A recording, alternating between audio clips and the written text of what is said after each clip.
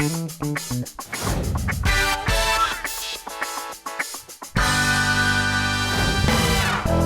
nuestro programa de hoy, dos talentosos artistas franceses que han dejado de verdad una marca indeleble en el mundo de la literatura ilustrada.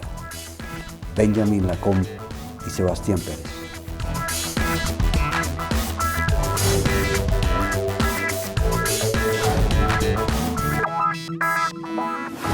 Antes que nada, Benjamin, Sebastián, bienvenidos a mi país, bienvenidos a mi ciudad, bienvenidos acá, porque en verdad siempre he sido un seguidor del trabajo de ustedes y me parece increíble tenerlos acá. Hacía mucho no tenía frente a mí, cerca a mí, una persona tan vital y con tanta energía. Hacía mucho no lo tenía. Pues gracias. Yo creo que cuando uno quiere lo que hace, y lo mismo siento de ti, una muy buena energía, cuando somos creativos, y yo sé que usted es muy creativo, la vida siempre nos aporta cosas, es lo que nos inspira, los encuentros, conocer gente, los países, las caras, y luego esto sale en lo que vamos a crear. ¿Cómo te ha parecido Colombia, Sebastián? Es magnífico, es un placer estar aquí, haber sido invitado. Lamentablemente tenemos un programa bastante cargado y difícilmente podemos descubrir el país.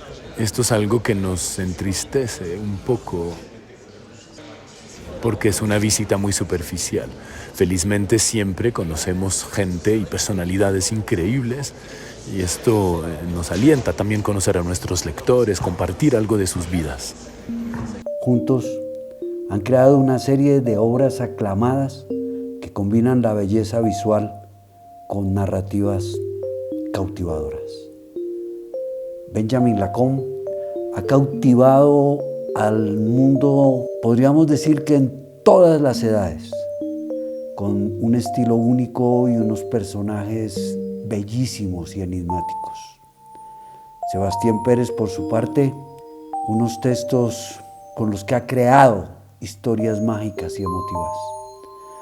Y la colaboración ha dado el resultado a libros impresionantes como Ahora la Sirenita, El Herbario de las Hadas, y a través de tantas creaciones, ellos dos han transportado a los lectores a mundos maravillosos, llenos de imaginación y emoción, dejando de verdad una huella ya imborrable en el mundo de la literatura ilustrada.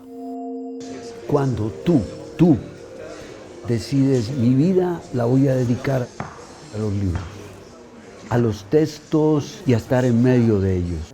Esto se hizo de manera bastante lenta. Yo empecé estudiando matemáticas e informática, nada que ver con la literatura. Y pues mi camino cruzó el de Benjamín. Y después de un tiempo se dio cuenta que yo estaba un poco en desfase con la actividad profesional que ejercía, porque soy bastante soñador, un poquito así, la cabeza en las nubes, con mucha imaginación, y me propuso empezar a trabajar con él en un texto. Hicimos un primer libro juntos que es Destinos Perrunos. Y empecé haciendo un libro, luego otro, empecé a trabajar con otros ilustradores y no solo Benjamín. Y ya llevamos unos 15 años y poco a poco hice más y ahora es mi actividad principal y única. ¿Cómo es un día tuyo, Sebastián? ¿Cómo es un día normal, un jueves 14 de abril? ¿Cómo es ese día? Es un día desorganizado.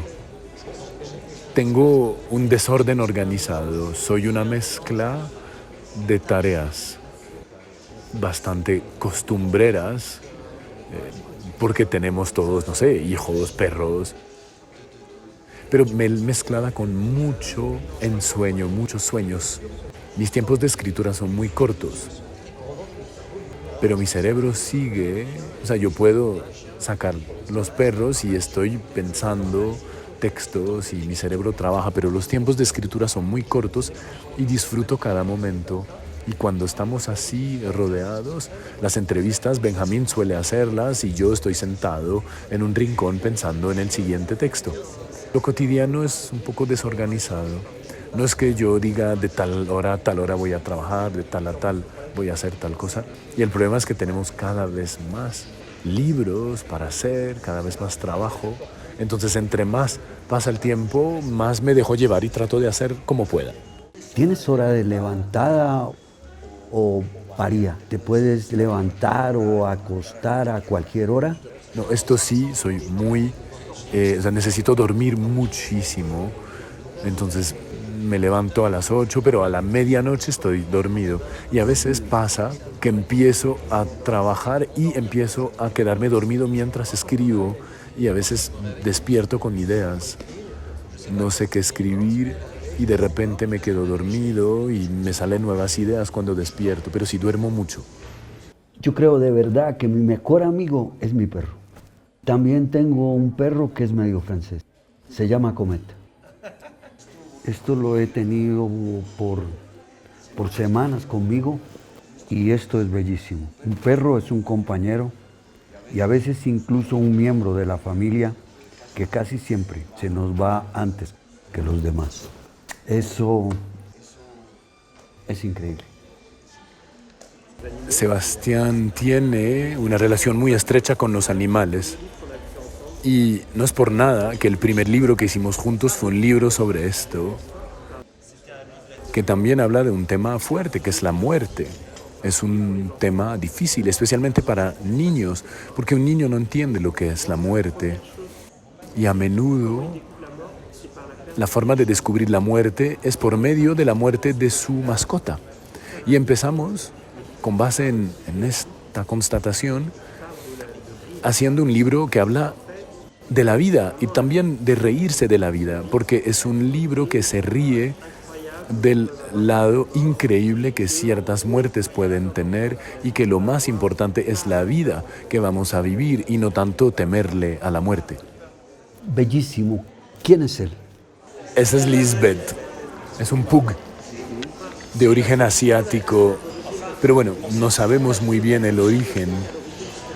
Es difícil recordar que en un lejano origen era un lobo, ¿verdad? Y la historia que está dentro de la señora del cordel es él. Pero es una historia que realmente existió en un edificio en el que vivimos. A mí esta historia me parece increíble porque hoy en día todos tenemos un perro en casa. Quiero que Sebastián nos resuma esta historia del rodeo de Romeo. Pues precisamente esta historia bastante terrible. Yo siempre observaba a la gente que compra estas cuerdas que se alargan, ¿verdad? Y siempre me asusta que los perros los mate un carro o algo así cuando utilizan este tipo de... Y bueno, había una mujer así que tenía un perro que paseaba así y un día no la volví a ver con el perro y le pregunté qué pasaba. Y lo que pasó sencillamente es que el perro entró en el ascensor, ella estaba ocupada, hablaba con alguien y el ascensor se fue. Y lamentablemente el perro quedó pues estrangulado en el ascensor. Es una historia muy triste.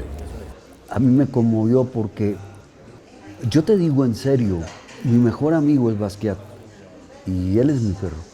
Hay una frase en una exposición del artista Sophie Calle que me parece muy fuerte. Ella había perdido en la misma semana su gato, que tenía 20 años, y su padre, quien había muerto de una enfermedad cardíaca. Y ponía ella estas dos muertes en paralelo, lo cual es un poco chocante, ¿verdad? Porque la gente dice, pues un gato solo es un animal. Y ella respondió, sí, pero uno no duerme con el fantasma de su padre en la almohada. Porque un animal de compañía, una mascota, está con uno 24 horas al día.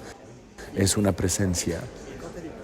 Y cuando deja de estar, de la noche a la mañana, hay un vacío.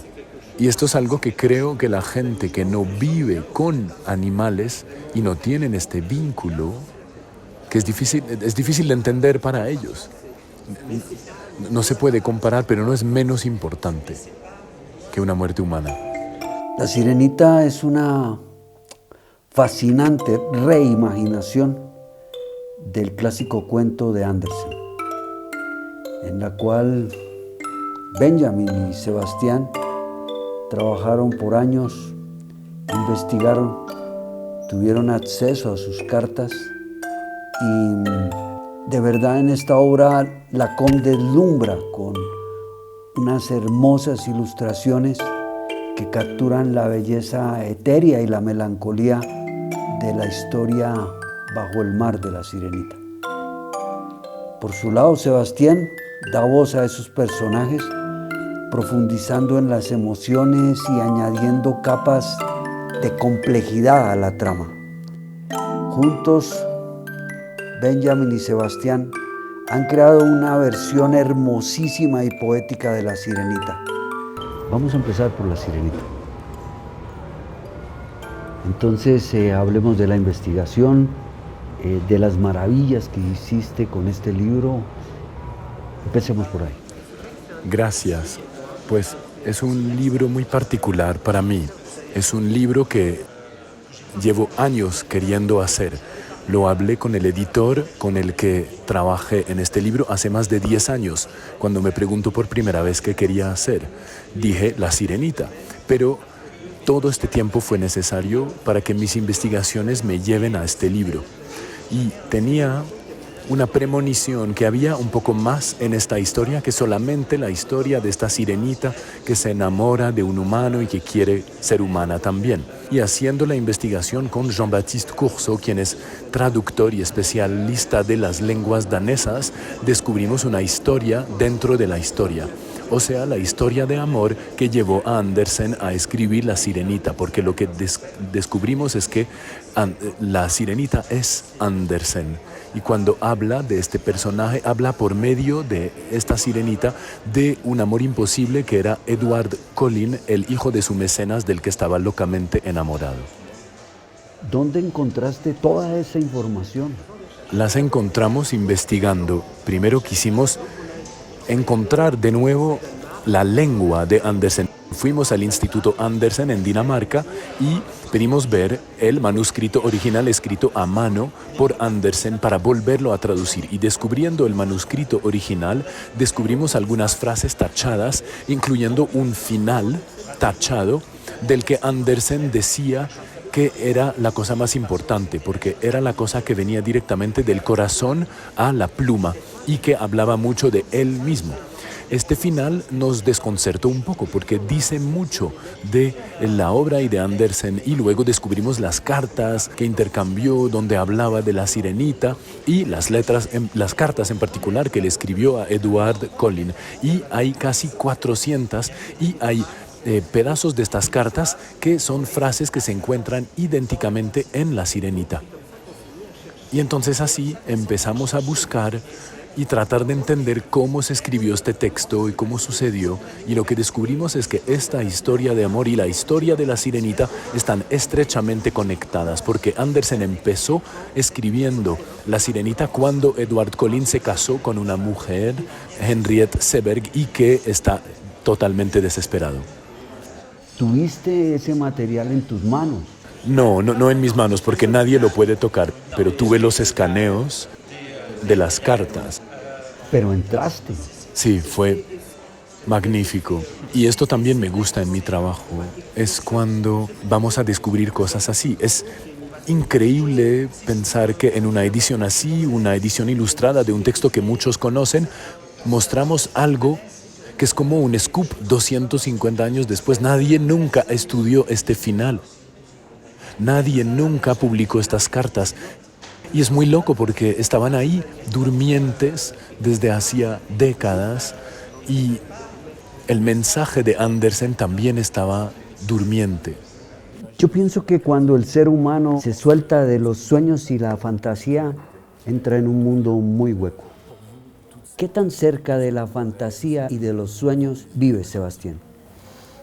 Yo creo, algunos piensan, pero yo no creo realmente, no sabemos mucho.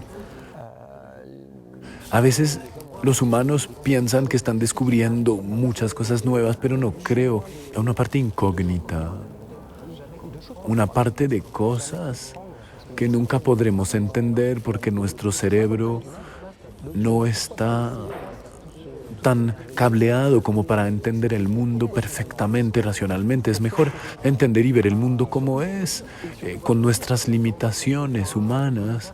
Hay gente que cree que los fantasmas existen. Bueno, quizás un fantasma es una persona que tenemos en el corazón. Los chamanes, cuando querían hablar con los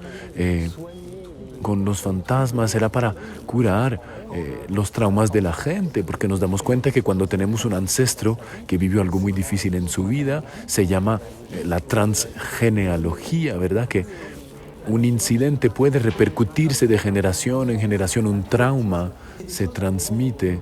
Entonces son cosas que en un momento ocultábamos totalmente, pero los chamanes hacen esto, hablando con los fantasmas, los espíritus. Entonces yo creo que es mejor no cerrarse. Hay muchas cosas que existen que no entendemos muy bien, que no podemos explicar por ahora. Y es apasionante investigar esto. Por esto esta colección que Benjamín nos propuso hacer con Cécile Robillard, la autora, con la que comparto los títulos de la colección, nos permite hablar de todos estos temas. Yo hice uno sobre las hadas. Se llaman la Enciclopedia de lo Maravilloso. Estoy terminando uno sobre los fantasmas y la representación de todos los fantasmas alrededor del mundo es fascinante. Entre más exploramos, más nos damos cuenta que hay cosas que no entendemos y no es grave, no hay que temerle a lo que no entendemos. Totalmente de acuerdo con esto. Creo que creamos grandes figuras de lo maravilloso, brujas, hadas, ogros, fantasmas, pero no es por nada. Responden a problemáticas humanas. ¿Por qué se crearon las brujas? ¿Por qué existe esta imagen de estas mujeres que daban miedo? Pues se crearon en una época en la que las mujeres tenían pocos derechos y las mujeres, las brujas, representaban la libertad. Porque nosotros estudiando las brujas nos dimos cuenta que el único vínculo entre todas las brujas, las colombianas, las francesas, las americanas, las japonesas, las del medioevo o las del África, una sola cosa las conecta a todas. No tienen maridos. Este es el vínculo. Son independientes. Y esto asustó. Entonces creamos este monstruo, la bruja, para decirle a las mujeres que no podían vivir sin marido. Si no, serán unas brujas. Si no tienen hijos, serán unas brujas. Si son inteligentes, si leen, serán brujas. Si curan a los demás, en lugar de los hombres, serán brujas.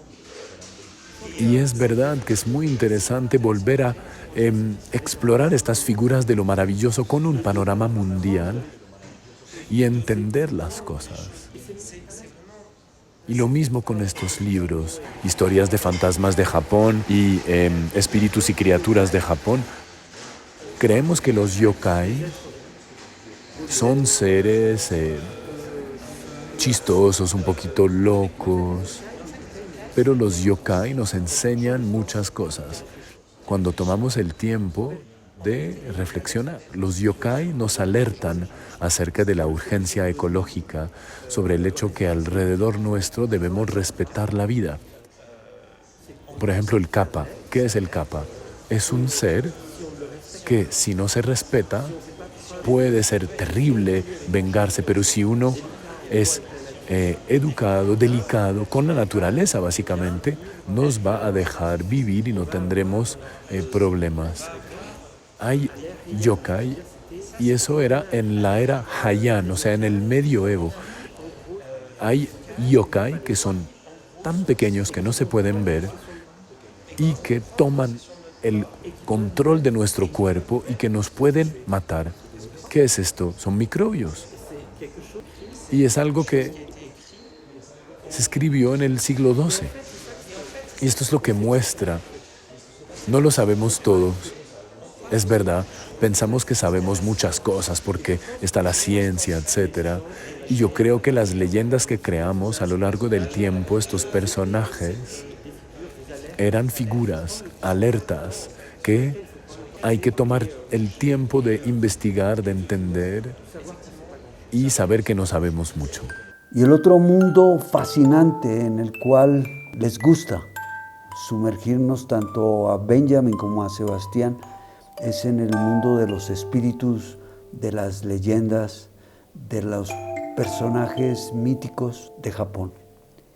Y han hecho varias obras con unas ilustraciones hermosísimas que nos meten en ese misterioso y fascinante mundo de las leyendas japonesas. A través de hermosas ilustraciones, Benjamin da vida a los espíritus y fantasmas de los japoneses, capturando su esencia y belleza sobrenatural. Cada página, cada texto nos transporta a un mundo lleno de tradiciones, mitos y criaturas sobrenaturales. Leerlo no es otra cosa que una combinación de delicadeza y de detalles inquietantes.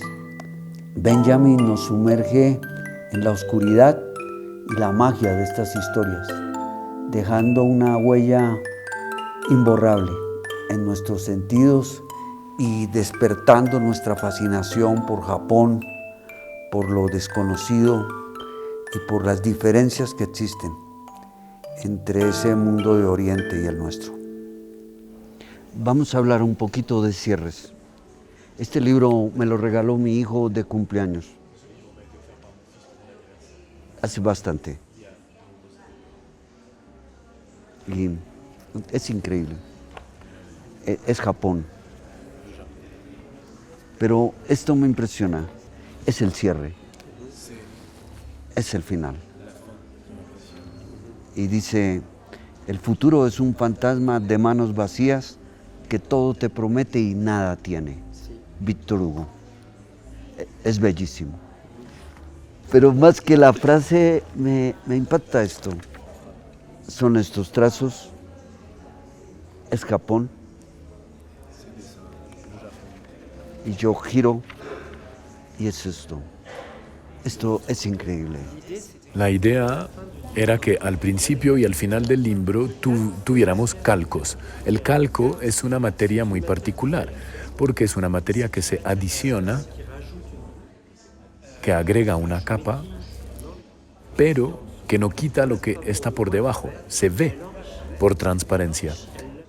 Enriquece, mezcla, pero al mismo tiempo cambia. Y cuando se quita, como se ve ahí, parece que faltara algo, porque este calco venía agregando ciertas cosas. Y la idea era pensar en estos yokai, estos fantasmas, son cosas que no vemos, que se adicionan en nuestra vida cotidiana, como los queramos ver. Y cuando no los tenemos más, ahí nos damos cuenta que no están más. Y esta frase es esto, entre este calco y el último calco, estábamos en el mundo de los yokai y cuando lo quitamos ya no estamos en ese mundo.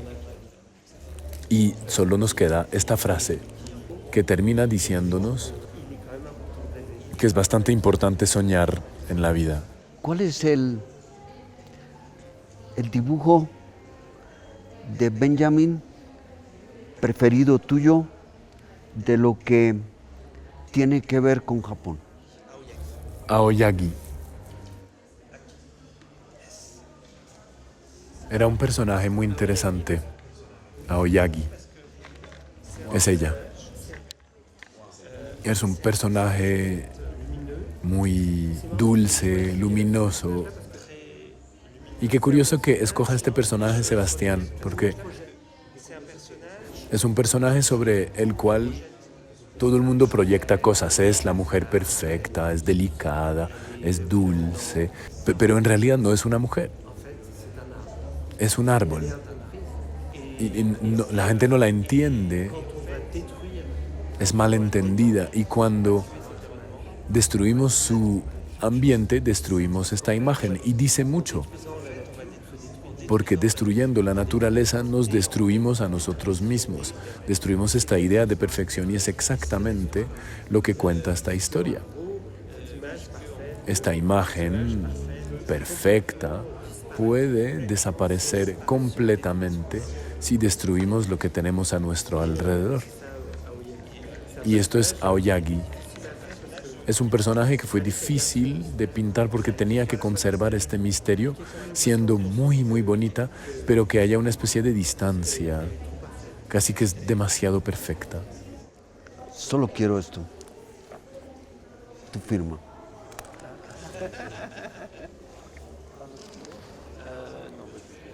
Y mientras Sebastián lo firma, ¿cuál es tu texto amado de Sebastián? Mi texto favorito sobre Japón, que escribió Sebastián, es el texto sobre las hermanas vengadoras. Es un texto bellísimo que habla del vínculo de la familia. Son dos mujeres que han existido.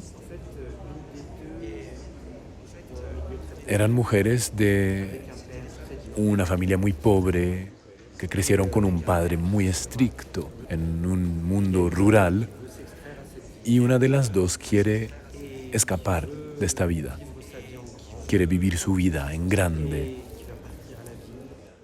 y sale a la ciudad de noche, desaparece, no quiere más estar en el campo sin reconocimiento de su padre y abandona a su hermana, a este padre duro, un ogro, y hace su vida. Y como no viene de ninguna parte, se convierte en una geisha, en una okiya, y se convierte en esa imagen de esta mujer increíble. Y un día llega a la puerta de esa okiya su hermana, a la que había abandonado. Se convirtieron en mujeres muy diferentes. Una vivió el trabajo duro de la tierra, tiene los rasgos cambiados por el sol, y ella, la otra, con esta máscara de la geisha. Y el vínculo entre estas dos hermanas no cambió. Se encuentran para vengar al padre que fue asesinado por un samurái. Y esta mujer tan delicada que aprendió a contenerse toda su vida, la geisha, de repente libera toda esta rabia, y la otra, quien estuvo sumisa toda su vida, también.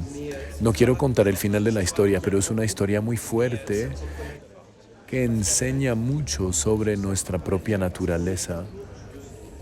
Siempre somos lo que fuimos, donde nos han criado. Nos podemos esconder con ropa bonita, pero siempre queda algo. Y es uno de los textos favoritos de Sebastián y lo escribimos juntos. La construcción del texto es interesante porque tenemos en paralelo una evolución de los capítulos de manera curiosa. Pasa lo mismo, pero en los puntos de vista de las dos hermanas. El primer capítulo es el punto de vista de la hermana geisha y el siguiente es exactamente la misma historia, pero visto desde el punto de vista de la otra hermana. Y avanzamos así hasta que los dos se encuentren y luego los capítulos integran a las dos hermanas. Te las vemos evolucionar en paralelo, vivir lo mismo, pero desde dos puntos de vista distintos.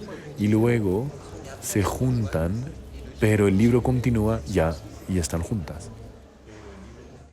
Voy a traer 10 segundos acá a Walt Disney.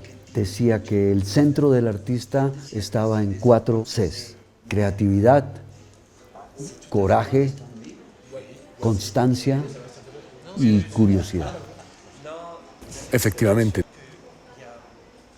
todo lo que usted ha dicho es verdad. Necesitamos curiosidad, necesitamos trabajo.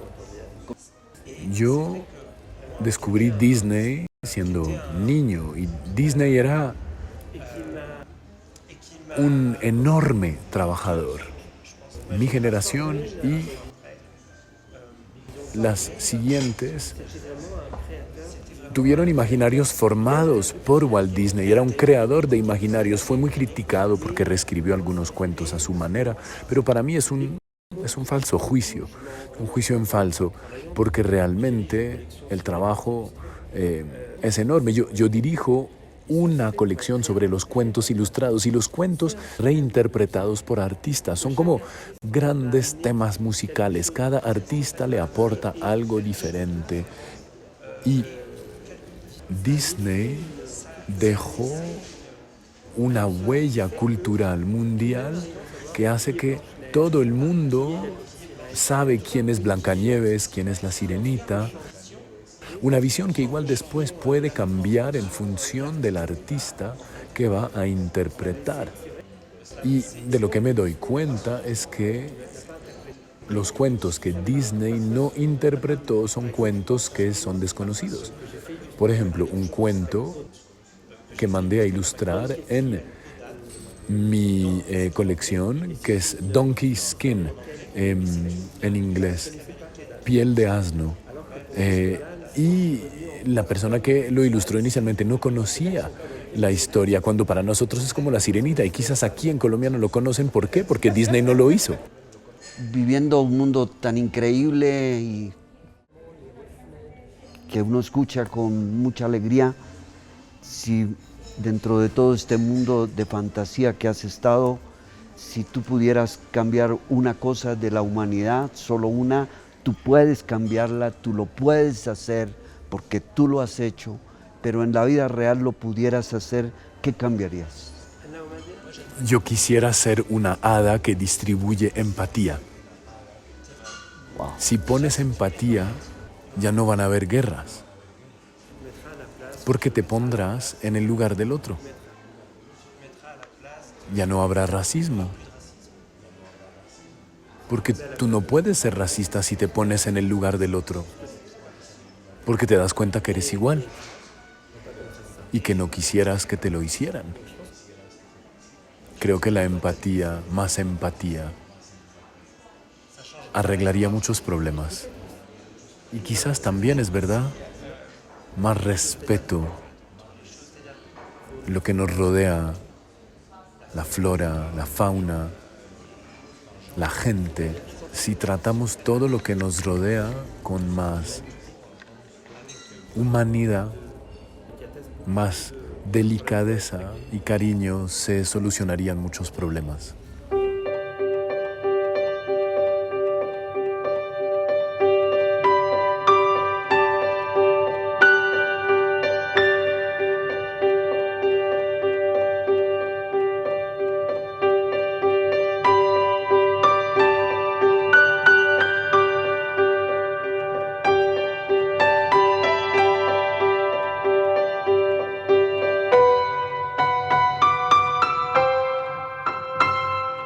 Esta pregunta no surge de la nada.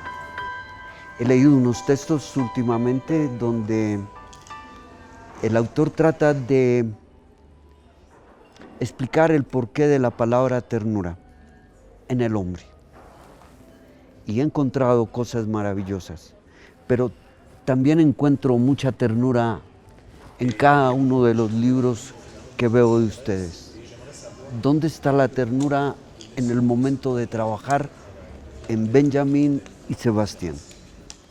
Qué curioso que hablemos de la ternura, porque hicimos un libro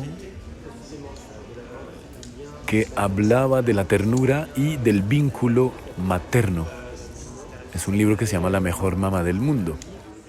Y es un libro en el que estudiamos en las distintas especies animales este vínculo, que es un vínculo afectivo inmediato, sin límites, pero que puede variar en función de las especies.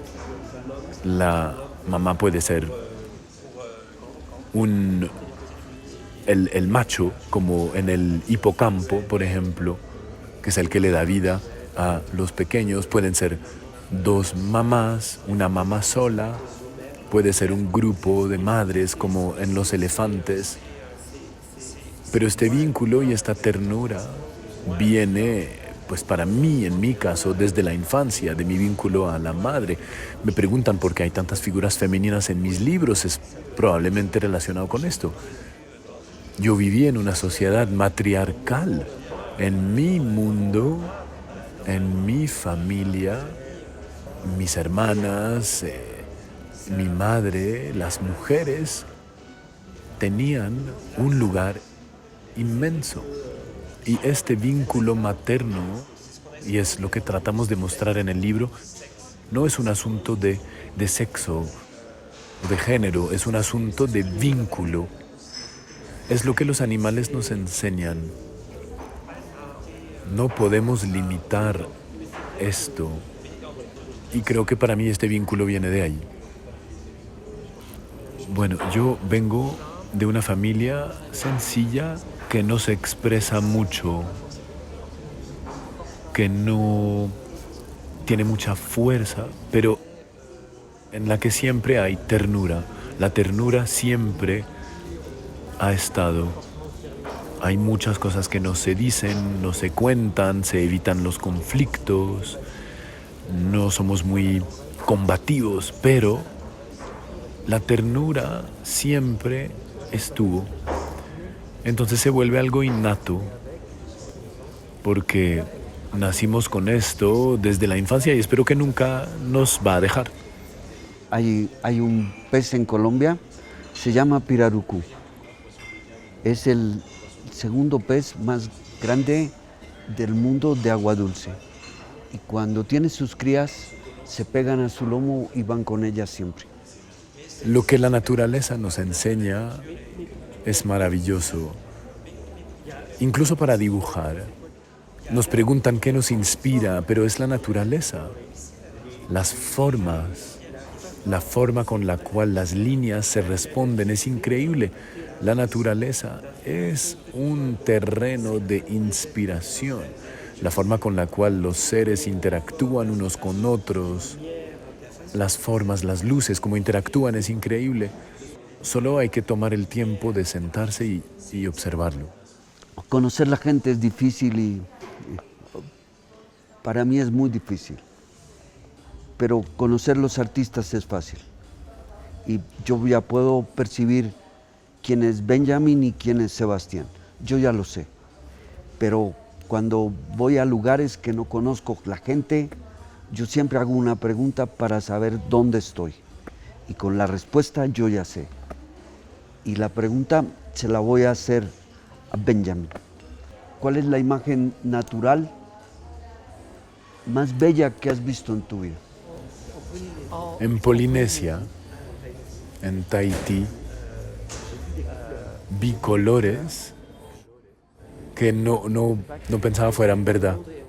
Le escribí a un amigo, parece que el mundo está en RVB. El RVB son colores que no se pueden imprimir, ¿verdad? Siempre se imprime en CMJN, que rebaja un poco los colores, le quita un poco los colores. Y allá, los azules, los verdes, los amarillos, yo nunca había visto eso. Nunca lo había visto. El ojo se demora habituándose.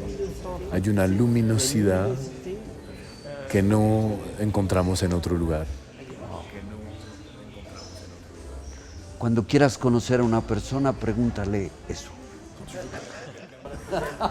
¿Y tú? Quizás para mí sería en el mismo lugar, pero otra cosa. Durante un buceo, una inmersión de buceo, me acompañaron rayas. Wow. Yo estaba por debajo, ellas flotaban, volaban por encima mío y me daba la impresión que trataban de establecer un contacto conmigo. Y fue un momento muy curioso. Yo estaba pues desconectado del mundo porque estaba en el agua, que no es mi elemento, y ellas volaban, nadaban por encima mío y estaba pasando algún tipo de corriente entre nosotros, este baile con los reflejos del sol sobre el agua. Fue magnífico.